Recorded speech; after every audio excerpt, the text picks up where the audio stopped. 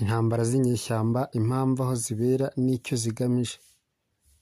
Mu bice bitandukanye by'isi cyane cyane muri Afurika, Aziya, mu burasirazuba bwo hagati habayeho kandi haracyabaho intambara hagati y'inyeshyamba n'inzego za leta cyangwa se hagati y'amatsinda y'inyeshyamba ubwazo.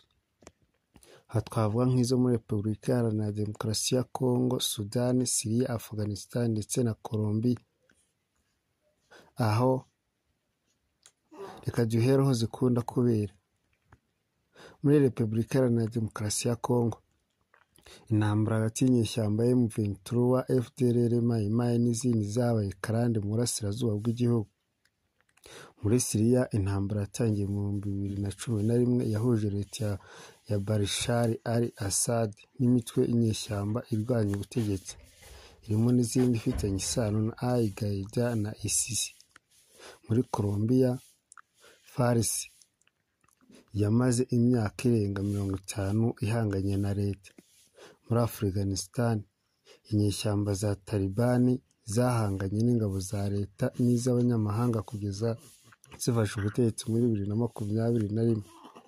Izi zose impamvu zitera izi ntambara: kutishimira ubutegetsi buriho cyangwa uburyo bw'imiyoborere, kurwanira ubutunzi bw'amabuye y'agaciro cyangwa ubutaka, intambara zishingiye ku myemerere cyangwa ubwoko, kurwanira ubwigenge cyangwa kwigenga kw'akarere runaka. Izi nyeshyamba tuvuga ko zigamije iki?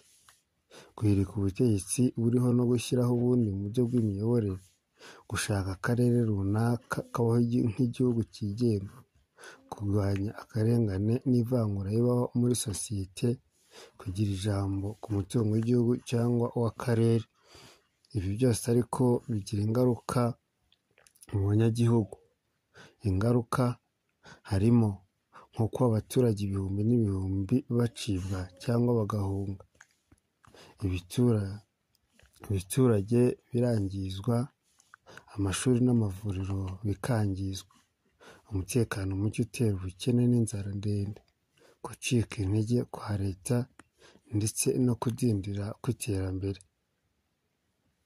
Reka nsoze ngira nti intambara z'inyeshyamba ni ikibazo gikomeye gihangayikishije isi.